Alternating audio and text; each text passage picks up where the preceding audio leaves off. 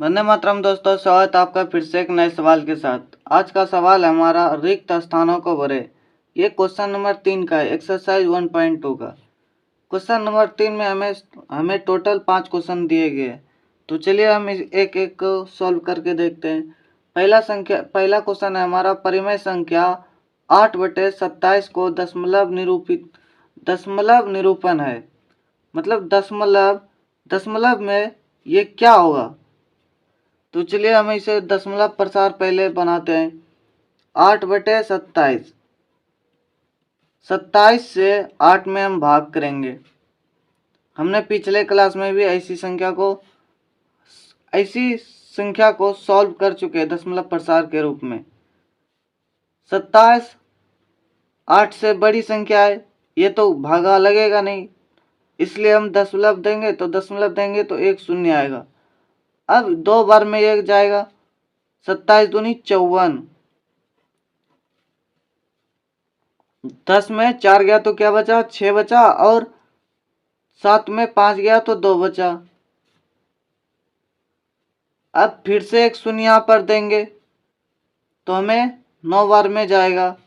9 सते 63 कड़ी 3 बाकी 6, 9 छके 24, 9 दूनी 18, 6 24। अब इसे हम घटाएंगे, 10 में 3 गया तो 7 बचा, और इस 5 में 4 गया तो 1 बचा, और 2 2 शून्य। ठीक उसी प्रकार से और एक शून्य आएगा। दशमलव दिए हैं तो शून्य आते जाएगा नीचे। अब हम इसे 27 गुने करेंगे, 6 बार में कटाएंगे। 27 गुना 6, 6 सत्ते 42, 42 करी 2 बाकी 4, 6 चौके 24, 25 26 27 28, 6 दूनी 12, 13 14 15 16, 6 सत्ते 42 करी 2 बाकी 4, 6 दूनी 12, 13 14 15 16। अब इसको हम घटाएंगे, 10 में 2 गया तो क्या बचा, 8 बचा, और 10 में 2 घटाएं तो 8 बचा, और 7 में 6 घटाए तो 0, और 1 में 1 घटाए तो 0। क्योंकि हम 7 से एक पैसा लिए थे, 10 में 8 2 घटाने के लिए, तो 8 बचा, तो ये संख्या 7 6 में बदल जाएगा। फिर एक शून्य देंगे। अब आप यहाँ ध्यान देने वाली बात यह है कि फिर से ये संख्या अपने आप को रिपीट कर रहा है। फिर 2 देंगे, फिर 9 देंगे, फिर 6 देंगे, ये संख्या इसी प्रकार से चलते जाएगा। ये संख्या इसी प्रकार से चलते जाएगा। इसे हम रोकने के लिए पिछली कक्षा या तो इससे भी पहले हम जो क्वेश्चन सॉल्व किए हुए थे उसमें हमने बताया था 8/27 ऐसे दशमलव प्रसार को अगर रोकना होगा, ये क्या कर रहा है, 3 डिजिट को रिपीट कर रहा है, तो इन 3 संख्या के ऊपर हम क्या करेंगे, रेखीय कोष्ठ डाल देंगे। 0.296 पर रेखीय कोष्ठ डाल देंगे तो ये संख्या इन 3 स्थानों में रुक जाएगा, क्योंकि इसका दशमलव प्रसार अशांत है। इसलिए हम ये सिर्फ 3 संख्या को अपने आप में पुनरावर्तित कर रहा है। इसका शांत दशमलव प्रसार यही होगा। हमसे सिर्फ पूछा गया है दशमलव प्रसार क्या होगा, शांत है या अशांत है, ये हमसे नहीं पूछा गया है। तो 0.296 पर रेखीय कोष्ठ। क्वेश्चन नंबर 2 हमारा है, परिमेय संख्या का दशमलव निरूपण या तो शांत होता है, क्या होता है, शांत या पुनरावर्तित। शांत या पुनरावर्तित।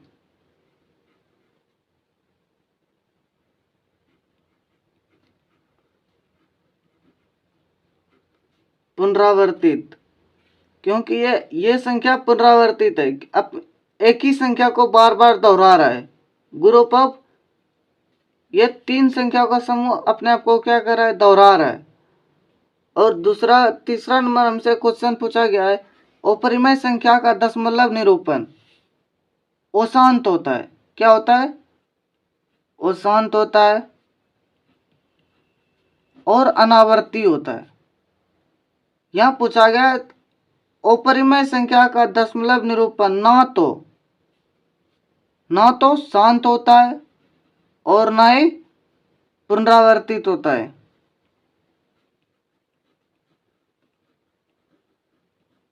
हमें क्वेश्चन में हमसे पूछा गया कि अपरिमेय संख्या का दशमलव निरूपण ना तो ये जो संख्या, ये जो वर्ड दिया हुआ है हमें शब्द ना, ये हमें कंफ्यूज कर रहा है।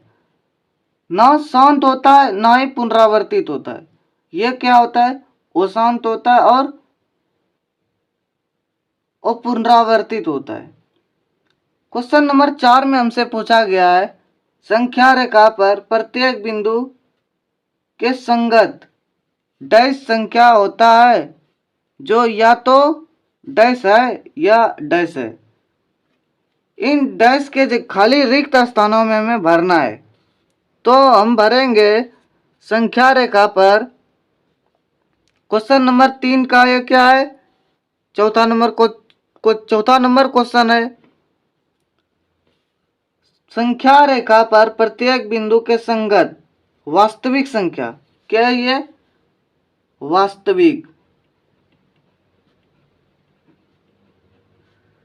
क्योंकि संख्या रेखा पे हर एक तरह की संख्या होती है।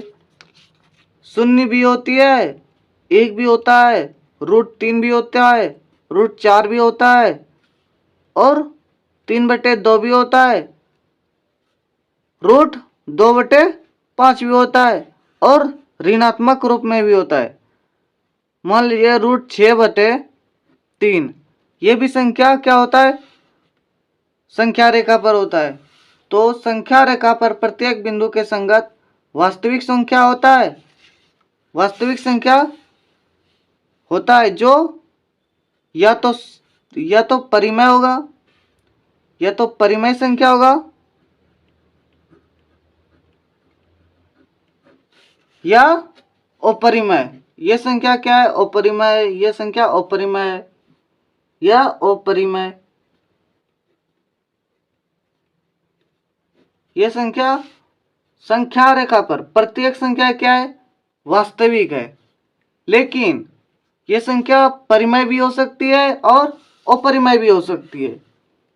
0 क्या है? 0 एक संख्या है। 0 एक डैश संख्या है। परिमेय और अपरिमेय हमें दिया गया है। परिमेय और अपरिमेय इन दोनों में से इस जगह पे क्या भराएगा? आप थोड़े सा अपने दिमाग पर जोर डालेंगे।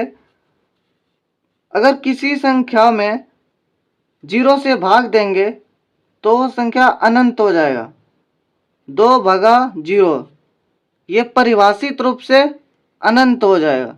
इसका कोई परिभाषा, इसे हम दशमलव प्रसार के रूप में लिख ही नहीं सकते।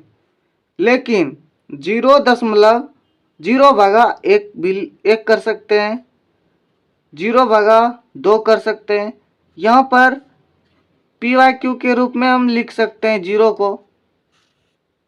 इसलिए 0 क्या है? एक परिमेय संख्या है। 0 एक परिमेय संख्या है। अगला क्वेश्चन है हमारा क्वेश्चन नंबर 4, जो कि हम अगले क्लास में सॉल्व करेंगे। धन्यवाद।